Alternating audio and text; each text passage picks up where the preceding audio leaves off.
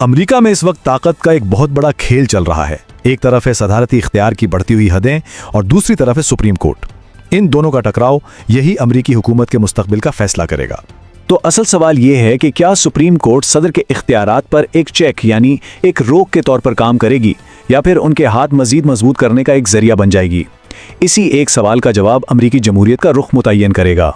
اور اس سوال کا جواب وہ چھپا ہے خود عدالت کی اپنی بناوٹ میں۔ آج کی تاریخ میں وہاں ایک واضح قدامت پسند اکثریت موجود ہے۔ اچھا، تو ذرا اس کو سمجھیں۔ اس وقت عدالت میں 6 کنزرویٹو اور 3 لبرل ججز ہیں، یعنی 6-3 کی اکثریت۔ اور مزے کی بات یہ ہے کہ ان 6 میں سے 3 ججوں کی تقرری خود ڈونلڈ ٹرمپ نے اپنے پہلے دور صدارت میں کی تھی، جس سے یہ سارا معاملہ اور بھی دلچسپ ہو جاتا ہے۔ اور یہ صرف کتابی باتیں نہیں ہیں، یہ عدالت پہلے ہی دکھا چکی ہے کہ وہ بڑے فیصلے کرنے سے نہیں ہچکچاتی۔ اس نے امریکی قانون کا نقشہ ہی بدل کر رکھ دیا ہے، پرانے فیصلوں کو پلٹا، اسقاط حمد سے لے کر حکومتی ایجنسیوں کے اختیارات تک ہر چیز کو ایک نئی شکل دی ہے۔ تو چلیں اب 3 ایسے بڑے کیسز پر نظر ڈالتے ہیں جو اس وقت عدالت کے سامنے ہیں۔ یہ سمجھے کہ یہ صدارتی طاقت کے لیے 3 بڑے امتحانات ہیں، اور ان کے جو بھی فیصلے ہوں گے وہ بتائیں گے کہ عدالت کا پڑھا کس طرف بھاری ہے۔ تو پہلا امتحان صدر کے اس دعوے کے گرد گھومتا ہے کہ وہ اکیلے اپنی مرضی سے دوسرے ملکوں پر ٹیرف یا امپورٹ ڈیوٹی لگا سکتے ہیں۔ یہ تجارت اور معیشت پر کنٹرول کا ایک بہت بڑا اختیار ہے۔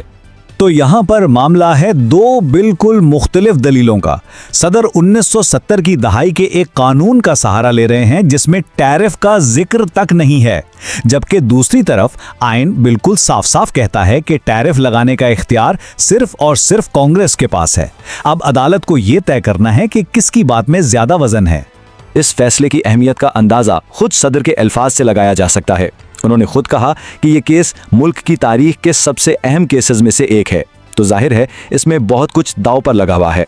اب آتے ہیں دوسرے امتحان کی طرف۔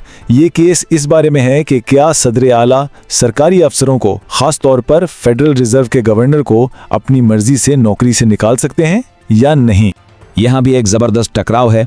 ایک طرف ہے صدر کی یہ خواہش کہ وہ ہر چیز کو کنٹرول کریں، اور دوسری طرف ہے تقریباً 100 سال پرانی قانونی روایت جو کہتی ہے کہ کچھ ادارے آزاد رہنے چاہیے تاکہ وہ سیاسی دباؤ کے بغیر کام کر سکیں۔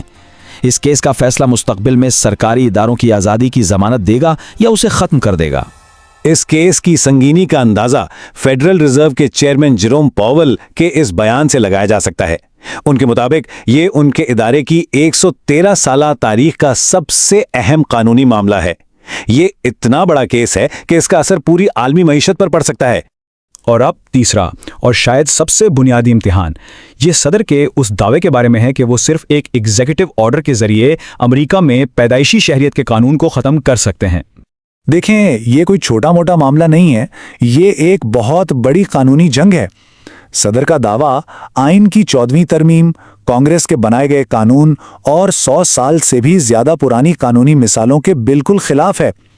یہ کیس امریکی شہریت کی بنیادوں کو ہی چیلنج کرتا ہے۔ یہ سمجھنے کے لیے کہ سپریم کورٹ کے فیصلوں میں کتنا وزن ہوتا ہے، ہمیں ذرا ماضی میں جھانکنا پڑے گا۔ یہ کوئی نئی بات نہیں ہے کہ عدالت کے پاس پورے ملک کی سمت بدلنے کی طاقت ہے۔ تاریخ گواہ ہے کہ عدالت کے فیصلوں نے ملک کی تقدیر بدلی ہے۔ کچھ فیصلے جیسے غلاموں کو انسان کے بجائے جائیداد قرار دینا تباہ کن ثابت ہوئے اور خانہ جنگی کا باعث بنے۔ وہیں دوسری طرف اسکولوں سے نسلی امتیاز ختم کرنے اور آزادی صحافت کو تحفظ دینے جیسے فیصلوں نے ملک کو ایک بہتر راہ دکھائی۔ تو تاریخ سے یہ تو صاف ہے کہ عدالت کے فیصلوں کے نتائج بہت گہرے ہوتے ہیں، لیکن تب کیا ہوتا ہے جب لوگوں کو لگنے لگے کہ عدالت اب غیر جانبدار نہیں رہی؟ ظاہر ہے اس سے ایک شدید سیاسی رد عمل پیدا ہو سکتا ہے۔ یہیں پر ایک اصطلاح سامنے آتی ہے، کورٹ پیکنگ۔ اب یہ ہے کیا چیز؟ سیدھے لفظوں میں اس کا مطلب ہے کہ کانگریس قانون پاس کر کے سپریم کورٹ میں ججوں کی تعداد بدل دے تاکہ اس وقت کا صدر نئے جج تعینات کر کے عدالت کا نظریاتی توازن اپنے حق میں کر لے۔ ویسے یہ کرنا اتنا آسان بھی نہیں ہے۔ اس کے لیے کانگریس کے دونوں ایوانوں یعنی ہاؤس اور سینٹ دونوں سے بل پاس کرانا پڑتا ہے، اور پھر صدر اس پر دستخط کرتے ہیں۔ یہ ایک خالص سیاسی طاقت ہے جو صرف صدر کے ہاتھ میں نہیں ہے۔ ماضی میں صدر روزویلٹ نے ایسی کوشش کی تھی، لیکن وہ کامیاب نہیں ہو سکے تھے۔ تو چلیں اب ان سب باتوں کو جوڑتے ہیں اور اپنے بالکل شروع والے سوال پر واپس آتے ہیں کہ آخر سپریم کورٹ کا حتمی کردار کیا ہونے والا ہے۔ ये अदद देखिए, 90%। ये एक चौंका देने वाली हकीकत है।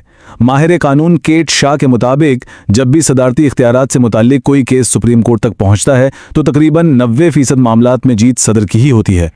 और यही बात हमें कीट शाह के खत्मी तज्जिए तक ले आती है। उनका मानना है कि भले ही ट्रंप कुछ बड़े केस हार भी जाएं, लेकिन अदालत का मजमूई रिकॉर्ड ये बताता है कि वो उनके एजेंडे के रास्ते में कोई बहुत बड़ी रुकावट नहीं बनेंगी। तो ये सब कुछ हमें एक बहुत ही बुनियादी और गहरे सवाल पर लाकर खड़ा कर देता है। अगर मुल्क की सबसे बड़ी अदालत भी ताकत पर आखिरी रोक नहीं है, तो फिर वो कौन सी चीज है